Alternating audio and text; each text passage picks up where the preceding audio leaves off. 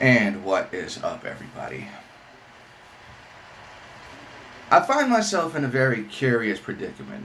This got nothing to do with this has nothing to do with the quarantine, because like I said, we're gonna get through this. I'm pretty bored, needless to say, but I was trying to make it, trying to make it in Hollywood, right? I want, well, I still, I want to be an actor. I want to be a filmmaker. I'm still aspiring for that. We finished, I moved to Charlotte to shoot a Christian independent web series that I'm not too, that I'm not too proud of having done. And it's not that the series, nothing to be ashamed of. Just the fact that just what it turned out to be. Just what it wound up turning out to be. I'm not happy about it. And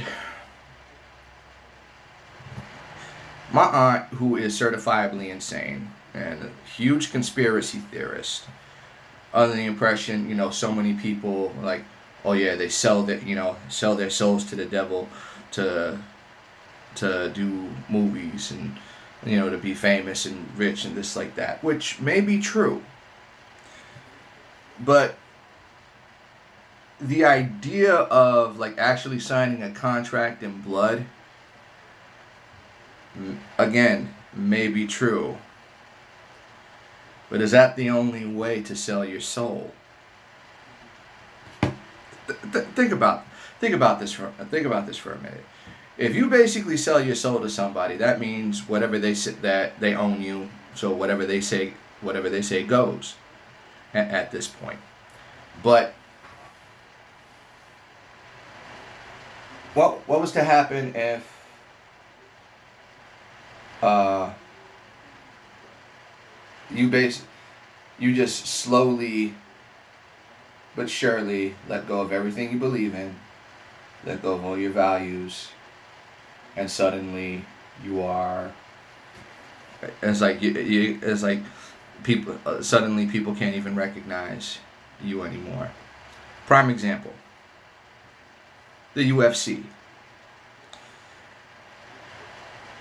Uh, John Jones just got busted again for drug use. This is the same man who was stripped of the title 3 times. Been stripped of the UFC light heavyweight championship 3 different times. They kept bringing him back. Kept bringing him back. Why? Oh, because he's a big money draw. Mind you, 10 years earlier, if that had happened, they'd have cut him loose. He wouldn't be allowed to fight anymore. This Conor McGregor, what he did to him, what he did to Khabib, taking a guardrail and throwing it into his bus, starting a riot, this, that, the other. All of a sudden, he's got a. All of a sudden, okay, now him and Khabib are finally gonna fight. I remember in I believe it was season 8 of The Ultimate Fighter, one of the finalists decided to take it. A few of the fighters, chose to stay in Las Vegas for one more night. They didn't want to fly. They didn't want to fly home immediately. And one of the finalists terrorizes a Las Vegas hotel. Word goes back to Dana White. Dana White tells him, "You're not mature enough to be, to be in the UFC. So you're not going to be. So you lost your spot in the Ultimate Fighter finale. You're not going to fight for the 6-figure contract." But after Conor McGregor refused to defend the bantamweight title, after he refused to the bantamweight or is it the featherweight? And after he refused to defend the lightweight title,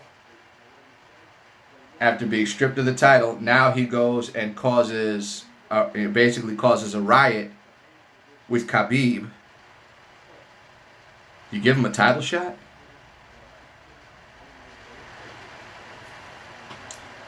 Because he's a big money draw? So apparently so was Nick Diaz. And you suspended him 5 times for marijuana. Granted, I'm not advocating weed or anything like that. But weed is not exactly a performance enhancing drug.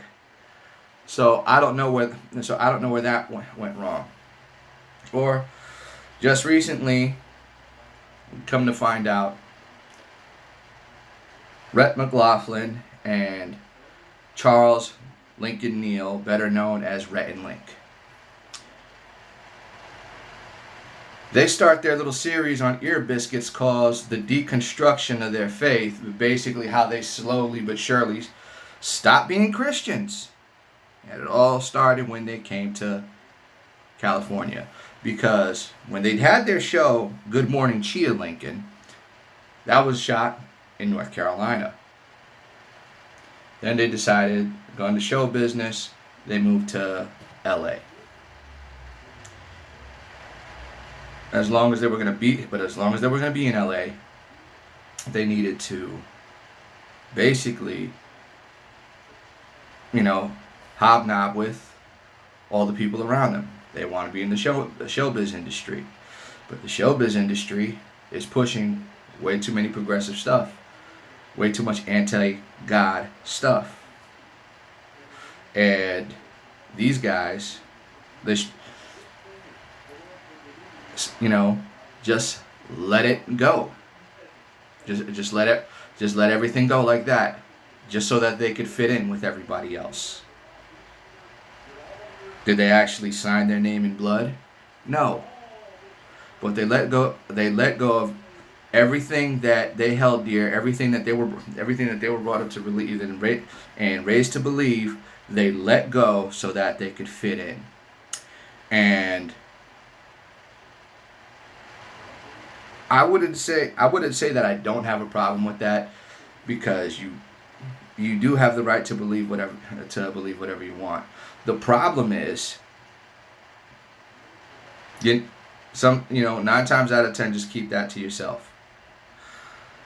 Adam Carolla, the only reason why he considers himself atheist is because he was never brought up in any form of organized religion.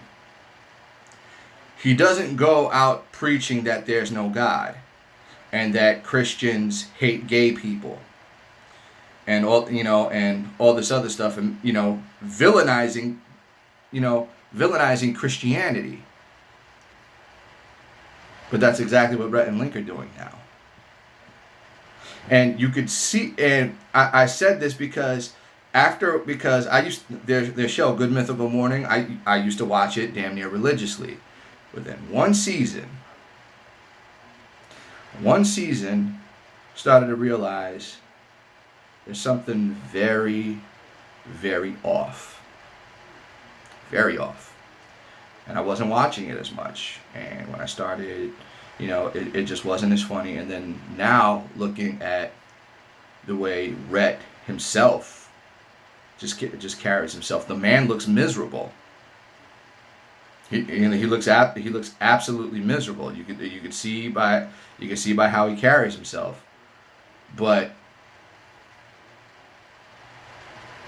it was like I wasn't jumping ship onto another ship. I jumped out of the water, out of the ship into the water, and I brought my wife and my kids with me. So basically, it's like if I'm drowning, I'm taking my whole family with me. Is basically what he just said. All for the sole purpose of them staying relevant within YouTube. And now they're going to preach a message villainizing Christianity because of their ridiculously skewed view of what Christianity was supposed to be, somehow that's our fault because they were taught wrong. Or maybe they weren't taught wrong and they're just using that as an excuse on top of the unfortunate death of their best friend, which happened while they were still in North Carolina. But between that, because they probably could have handled things differently with him, but between that as well as just trying to fit in with the LA crowd, with YouTube and their anti-God movement and all their gay friends and all their trans friends, trying to stay relevant, trying to stay woke, they sold their souls. That's what happens there. I find myself in a pretty similar predicament right now. And the dumb thing about it is, it's got nothing to do with getting famous and making money. I'm 37 years old. And this you have to understand something. I am my father's only son. My grandfather had 4 sons. 3 of them had 1 son each. My cousin Weo, I think, has 1 son out of wedlock. My cousin Nick, who's a few years older than me, I don't even think he has any kids. I'm 37 years old. My father told me a long time ago that, oh yeah, make your first million, then get married. I wasn't gonna do that because, like, by the time it takes some people to make $1 million, it's gonna be rough. I figure at least to where I'm financially stable, where I'm actually comfortable. Well, now I'm actually in a pretty comfortable position. For the first time in my life, I have my own apartment.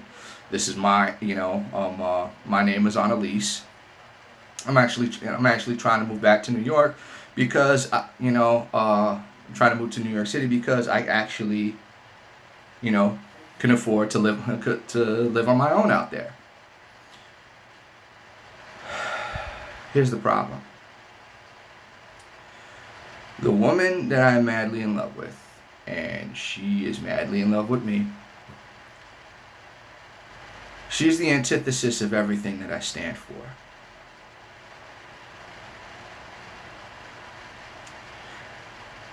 It's weird. I don't get it. She's like the Catwoman to my Batman, Just complete opposites, and you would think that people like that, would never get along or anything like that. But for some reason, I don't get it. I don't. I really don't. And I've been trying to get over her for the past 3 years, and it hasn't happened. But not, especially because that pesky thing called her husband was in the way. And it's not because I got in between the two of them. No, it turns out this dude was doing some pretty bad stuff to her, and she finally got the guts to move out. And she's in a position where she can finally get divorced. She doesn't want to wait to get divorced before she's with me. I understand. I believe in abstinence. I haven't practiced it in a long time. I'm not too happy with myself for having done it. On more than one occasion, and not that long ago, in fact. I'm far from perfect, but she's still married to him. It seems hypocritical, but for me right now, because of how I feel and because I genuinely want a future for us, I want to do things how I feel should be the right way. Me and her should wait at this point. We've known, she's an old childhood friend, known her for so many years. I know her inside and out. I know Uh, I really, really know this girl.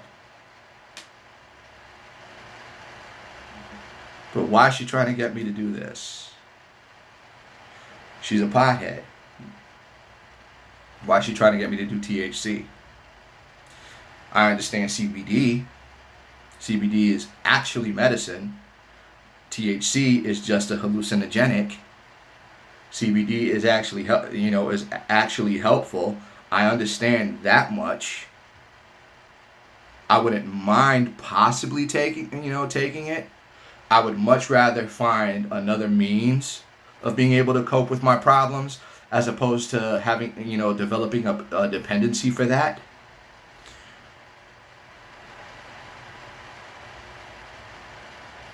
Why does she want me to do that? Why does she want me to commit adultery? Why does she want me to why does she want me to do THC? Why does she want me to do weed? For what? What do I have to gain from that? What does she have to gain from that? And then on top of that, she's bisexual. I've made a rule from my personal experience and apparently from the experience of a lot of other people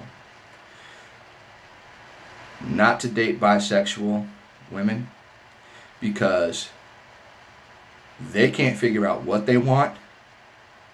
They damn sure can't figure out who they want. Seen it happen too many times.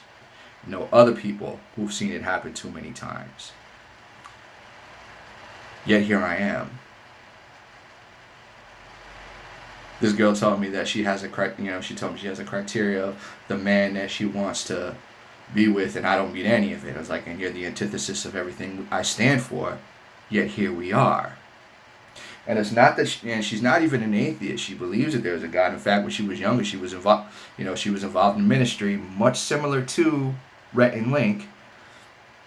But when her mother died when she was 19, then 3 of her children were miscarried. She wasn't too happy with God at that point. She wasn't too happy with the Heavenly Father. Something that she openly admitted to needing to get over, something that she wasn't doing before, because she's like, she would tell me, you don't understand the pain that I've gone through. I'm not about to tell you. It's like, well, if you told me, you'd probably be able to deal with it a lot better. And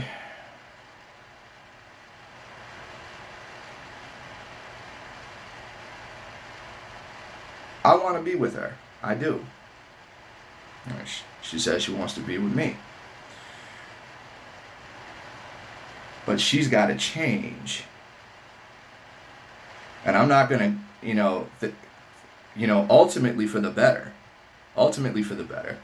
Because Einstein's definition of insanity, doing the same thing over and over again and expecting a different result. And I've tried letting her go. I've tried ghosting her. And I just can't stay away. Like I said, I desperately tried getting over this. I've been trying to get over this girl for the past 3 years. It's just not happening. It's not. I've tried cutting her off on more than one occasion. It doesn't work. And now I'm once again in the situation wondering what it is that I'm supposed to do with her. Because I can't just leave her. But at the same time, it's like she doesn't want to. She knows she needs to change to be with me. But it's easier for her to find the chinks in my armor, break me down to where she's at. I'm trying to bring her up. She's trying to break me down. She knows what she would have to do to be with me. I know what I would have to do to be with her. I don't want to do that. because I know it's no good for me. It's definitely no good for her. That would be selling my soul. Giving up what I believe in, ultimately, what I believe in order to please her so that I could be with her. It's very Thanos and Mistress Death. The situation with me and her, with the exception of I'm actually on the other side, reaching my hand out, trying to get her out of darkness. But what she's trying to do is basically just hold on and just sit through everything, and that's not fair on her. That's not fair on her kids, and it's just gonna continue being like that. It's like I need to be there for her in a way, but at the same time, how do I do that without selling my soul? I kept telling her that I don't know what I'm supposed to do with her. Now I know exactly what I'm supposed to do with her, but she's not gonna like it. She's not. I decided that, I'm not gonna have sex anymore until I'm having sex with her. But me and her aren't gonna have sex until we're married. And we're definitely not getting married until her divorce is finalized. She's not gonna like it. That's the only way I walk out of here with my soul intact. I'm done talking. You guys have a good night.